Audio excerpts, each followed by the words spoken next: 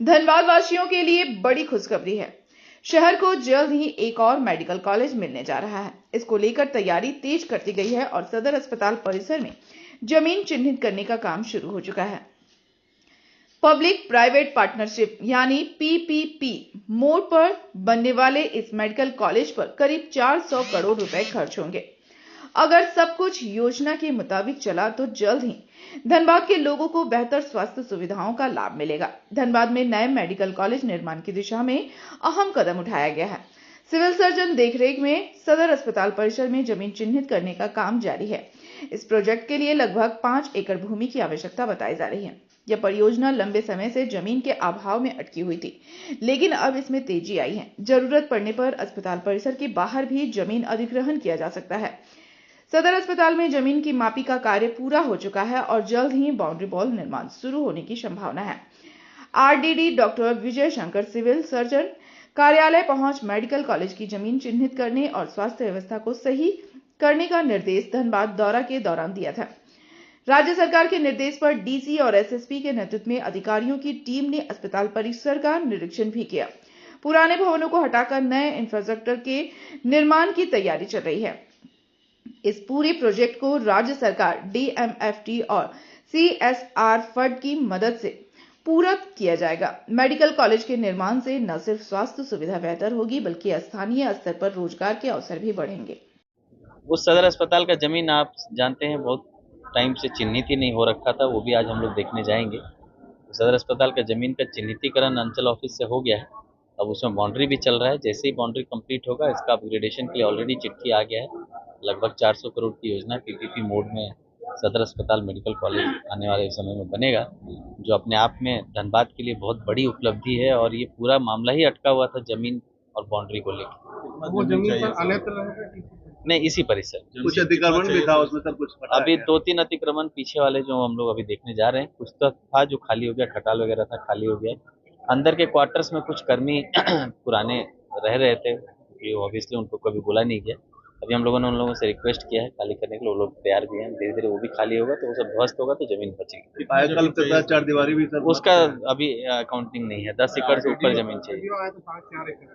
10 एकड़ से ऊपर जमीन चाहिए होता तो हम लोग देखते हैं यहाँ जितना उपलब्ध हो पाएगा, नहीं तो हम लोग कोई एक यूनिट बाहर व्यवस्था करें। तो 4 दीवारी में जो बाधा आ रही थी बैक साइड में नहीं, अब कोई बाधा नहीं है। 4 दीवारी में किसी भी तरह की बाधा कभी नहीं थी। थोड़ा सामंजस्य का इशू था तो वो अभी सॉल्व हो गया है। और पीछे की बाउंड्री हम लोगों ने खुद ही रोक रखी थी क्योंकि जमीन की मापी नहीं हुई। तब मापी हो गई है। आज हम लोग दागी देखने भी जा रहे हैं। अब जो दागी अंचल से आया है आमीन के द्वारा, उस पर अब बाउंड्री होगी। ये 200 बेड से का बने। बाकी सदर अस्पताल का मूलतः निरीक्षण करने का निर्देश राज्य सरकार द्वारा दिया गया है, माननीय मुख्यमंत्री जी ने भी कहा है। तो आज हम लोग पूरी टीम, मैं एसएसपी, डीडीसी, अस्पताल की पूरी टीम, सिविल सर्जन मिलकर हम लोग एक बार विजिट करेंगे। काफ़ी काम यहाँ ऑलरेडी राज्य सरकार द्वारा जो दिया गया है वो लगा हुआ है। अस्पताल का सुदृढ़ीकरण में एक नया फ्लोर बनना, सारे पुराने बिल्डिंग्स को ध्वस्त करना, सदर अस्पताल का दशकों से बाउंड्री नहीं था उसका बाउंड्री होना, ये सब स्टेट से आया है। और कुछ जिला में उपलब्ध निधियों से हम लोग कर रहे हैं, डीएफटी से कर रहे हैं, सीएसआर से कर रहे हैं। तो आज अल्ट्रासाउंड, डिजिटल एक्सरे, ये सारी मशीन्स हमारे यहाँ आ चुकी है। अब बस उसका लाइसेंसिंग की प्रक्रिया चल रही है। कुछ लाइसेंसिंग बाबा से होता है, एटॉमिक रिसर्च से, और कुछ लाइसेंसिंग पीसीपीएनडीटी से होता है। तो सब अभी प्रक्रिया में, जैसे ही वो सब हो जाएगा हम लोग का यहाँ पर डिजिटल एक्सरे, अल्ट्रासाउंड, ये सब चालू हो जाएगा। वो सारी मशीनें भी आज हम लोग निरीक्षण करेंगे। आने वाले समय में लेप्रोस्कोपिक का भी सारा सेटअप हम लोग दे रहे हैं।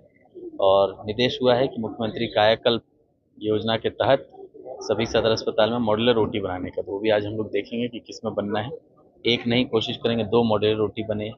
यहाँ आईसीयू हमारे सदर अस्पताल में नहीं है, जिसकी वजह से मोस्टली जो आईसीयू के मरीज हमारे प्राइवेट में जाना पड़ता है। सभी सदर अस्पताल में अनिवार्य रूप से आईसीयू होना चाहिए। यहाँ कमरों की कमी थी इसलिए हम लोग स्टार्ट नहीं कर पा रहे थे। अब एक और फ्लोर बन रहा है और एक और कमरा भी खाली हुआ है, चूँकि एमटीसी शिफ्ट हुआ है तो हम लोग उसमें अब आईसीयू शुरू करें। आने वाले समय में जैसा आप देख रहे हैं, पार्किंग की भी व्यवस्था सदर अस्पताल में नहीं थी। गाड़ियाँ इधर उधर लग जाती थी और उससे सबसे ज़्यादा जो तकलीफ है वो एम्बुलेंस से आने वाले मरीजों को। रास्ते में गाड़ियाँ लगी, एम्बुलेंस सदर अस्पताल कंपाउंड में पहुँचने के बाद 10 से 15 मिनट लेट हो जाता था, जो मतलब अपने आप में बहुत ही शर्म की बात है। तो हम लोग अब डेडिकेटेड पार्किंग यूनिट बना रहे हैं और जो उसका ड्रॉप गेट है वो एकदम मेन आगे ही लगा देंगे, ताकि एम्बुलेंस के अलावा और किसी भी तरह का वाहन, चाहे वो किसी भी कर्मी या पदाधिकारी का हो, चाहे मेरा भी गाड़ी क्यों नहीं हो, वो ड्रॉप गेट के अंदर नहीं आए। ओपीडी में अभी, हाँ, ओपीडी में पूरा अभी जो नीचे के कमरे थे उसमें ओपीडी चल रहे थे, बट कंजेस्टेड बहुत था, क्योंकि आप भी जानते हैं सदर अस्पताल में एक ही भवन बना है जो 2 बनना था। तो इसीलिए अभी हम लोग उसमें जो बीच में कोर्टयार्ड है उसको ओपन को पूरा क्लोज कर रहे हैं और अंदर से नहीं करके बाहर से करेंगे, ताकि जो पेशेंट अभी कंजेस्टेड में वेट करते हैं डॉक्टर से दिखाने के लिए, वो लोग बहुत कंजेस्टेड जगह में वेट करते हैं, गर्मी भी मौसम आ रहा है, तो हम लोग उसको ओपन एरिया में ले जाएंगे ताकि डॉक्टर्स को भी परेशानी कम हो और इंतजार करने वाले मरीजों को भी। मेडिकल कॉलेज की संचालन उसके लिए क्या उसके लिए जितनी भूमि की आवश्यकता है उसे चिन्हित करके पहले सबसे पहले उसे प्राप्त करने का प्रयास चल रहा है सिविल सर्जन के द्वारा। लगभग कितना जमीन? लगभग 4.5 से 5 एकड़ का जमीन की जरूरत है उसमें। तो ये परिसर में है या फिर उसके लिए दूसरी जगह चयनित करना है? अगर वो कम पड़ेगा तो कुछ और इसका स्थानीय निकाय, स्थानीय प्रशासन ये सब इस पर विमर्श करेंगे कि कैसे इस कमी को पूरा किया जा सकता है, वो करेंगे। बहुत ही ज्यादा सुदृढ़ होगा, मुझे पूरा विश्वास है।